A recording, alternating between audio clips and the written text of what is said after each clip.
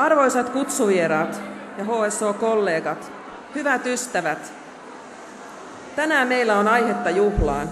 Vietämme HSO-yhdistyksen 40-vuotisjuhlaa ja meitä on aivan uskomaton määrä hosoja paikalla. Aivan ensiksi onnea meille kaikille.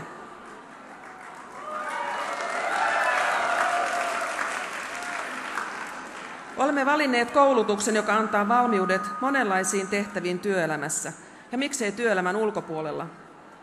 Meillä ei jää sormi suuhun. Yhtä hosoa lainaten olemme päteviä, käteviä, näppäröitä, ketteröitä, osaavia ja hoksaavia. Voiko hosoa kuvata tämän paremmin? Aion peilata kulunutta 4 vuosikymmentä kunkin vuosikymmenen historian kautta. Kaikki teistä eivät ole itse eläneet kyseistä vuosikymmentä, mutta löydätte varmasti tuttuja asioita näiden asioiden joukosta. Historia nimittäin toistaa itseään. Lähden liikkeelle 60-luvulta. Olen itse syntynyt 60-luvulla. 60-luku oli ihanteiden, osallistumisen ja kannanoton vuosikymmen.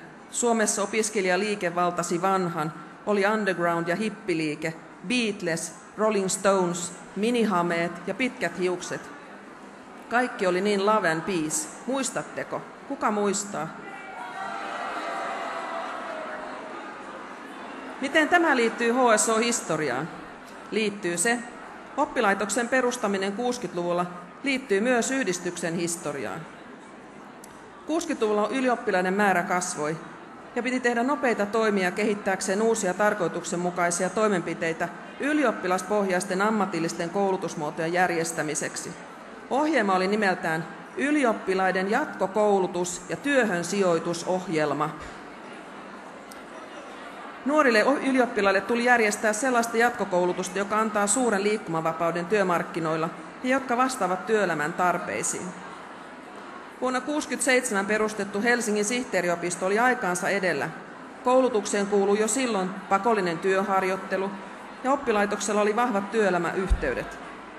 Ylioppilaskunta perustettiin ja heti perään vuonna 1970 valveutuneet, juuri valmistuneet HSO-sihteerit perustivat HSO-sihteerit ry. Kuten huomaamme, kaikilla oli vahva halu ja sitoutuminen oli valtaisaa. 70-luku. Kuka muistaa tolppakorkokengät, leveät lahkeet, mikroshortsit, neonvärit, kauluspaitojen ylisuuret kaulukset, afrokampaukset, retut, haisaappaat. Juotiin Erkin pikakivääriä, Porvoon lankkua ja omppua. Silmälasit olivat suurilinssiset ja paksusankaiset. Kuunneltiin Abbaa, diskoa, heviä, purkkaa ja hei, BCR-skottiruudut.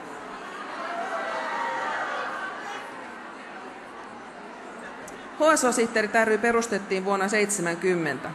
Se on varmasti kaikille tänään tullut selväksi. Jos se on vielä tullut, niin varmasti illan aikana tulee.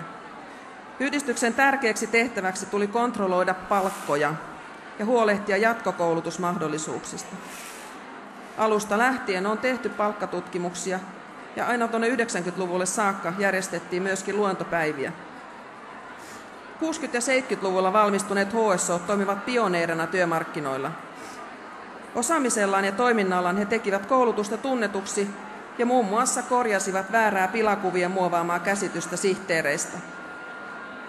Järjestäytyminen ammatillisestikin, joko Akavaan tai TVK:hon, oli selvityksissä jo heti 70-luvun alusta, mutta aika oli kypsä vasta 80-luvun puolella ja silloin jäsenistö päätyi liittymään silloiseen Akavan erityisalojen keskusliittoon. Valtaosa jäi kuitenkin tässä vaiheessa vain yhdistyksen jäseniksi. No 80-luku. 80-luku oli Suomen talouden kasvun aikaa. Tuli Nokian raahattava puhelin, IBM:n PC, Berliinin muuri sortui ja Kekkosen pitkä ura presidenttinä päättyi ja alkoi uusi aika. Tuli tasa-arvolaki ja sukunimilaki. Muotidrinkkeinä oli sininen enkeli ja ampiainen. Elettiin kasariaikaa. Uusi aika koitti myös HSO-yhdistykselle. Toiminta laajeni Helsingin ulkopuolelle alueille ja mukaan tulivat myös opiskelijajäsenet. Verkostoiduttiin aktiivisesti liike-elämän kanssa ja vaurastuttiin yhdistyksenä. Hankittiin uusi isompi toimisto, palkattiin kokopäiväinen toimistonhoitaja ja raivattiin tie akavalaiseen edunvalvontaan. Jäsenmäärä kasvoi huikeasti. Eräällä tavalla kulta-aikaa ja samalla myös muutoksen aikaa. 90-luku. Talouden kasvu päättyi ylikuumenemiseen ja 90-luvun alun lama vei Suomen syvään kriisiin. Kuulostaako tutulta? Elettiin kansallisten markkavaluutan aikaa, ei ollut EUta ja Suomi devalvoi. Ne, joilla oli valuuttalainoja, kaatuivat. Siitä huolimatta lama oli monelle myös elämän parasta aikaa. Nuoruutta ja vapautta, vailla nousukauden suorituspaineita.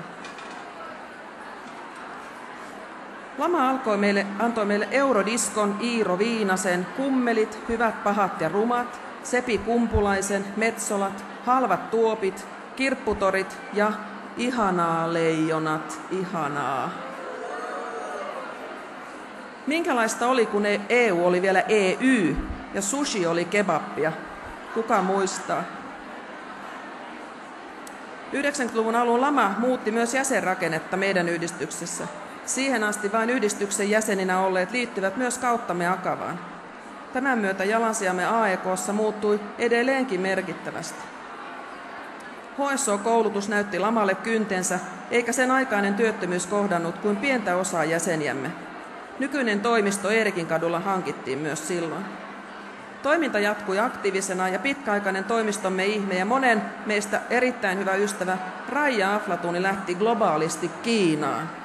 Sinne on Raija jäänyt ja etabloitunut kiinalaiseksi. 2000-luku on ollut yhtä turbulenssia ja globaalia toimintaa. Ihmiset liikkuvat ja elävät eri puolilla maailmaa. Rajat ovat hälvenneet. Oppilaitoksessammekin on tapahtunut paljon muutoksia.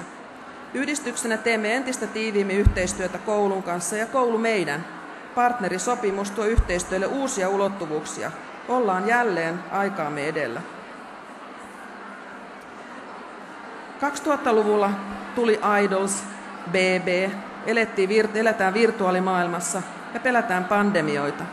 Ammattiyhdistykset taistelevat jäsenistä, niin mekin, mutta me uskomme omaamme. Vuonna 2000 järjestetty 30-vuotisjuhla todisti, että HSO-henki elää vahvana. Noin 1000 HSOta biletti kirkan vauhdittamana ja nostatti vanhan sataman lasikattoa. Yhteenkuuluvuus ja HSO-henki näkyvät tänäänkin täällä. Kuinka korkealle me saamme tänään tämän lasikaton? Nyt 2010-luvulla yhdistyksessä on käynnissä uusi muutoksen vaihe.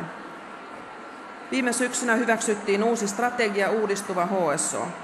Uskomme, että uuden strategian myötä yhdistyksemme nousee uuteen kukoistukseen.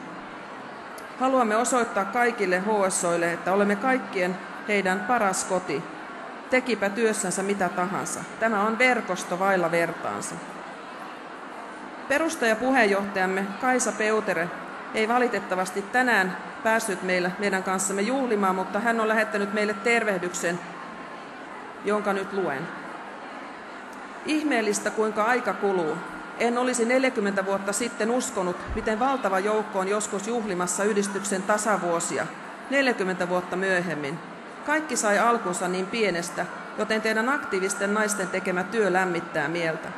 Toivotan teille kaikille huikean hauskaa muisteluiltaa ja railakasta menoa aina seuraavaan aamuun. Nostan illalla maljan onneksenne. Terveisin Kaisa.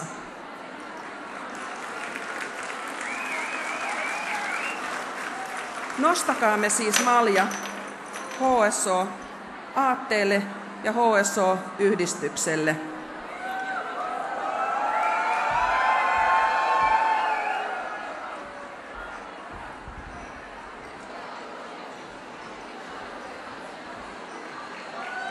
Se on kippis.